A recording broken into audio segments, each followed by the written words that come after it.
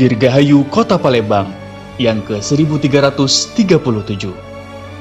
Dengan di bawah kepemimpinan Wali Kota Palembang, Bapak Haji Harnojoyo, dan Wakil Wali Kota Palembang, Ibu Fitrianti Agustinda.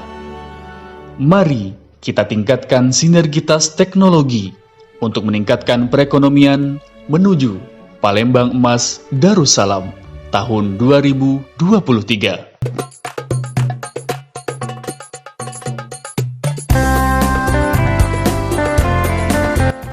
Assalamualaikum warahmatullahi wabarakatuh. Dirgahayu Kota Palembang yang ke-1337. Jalan-jalan ke Lemabang, jangan lupa sarapan burgo. Dirgahayu Kota Palembang, semoga semakin jaya.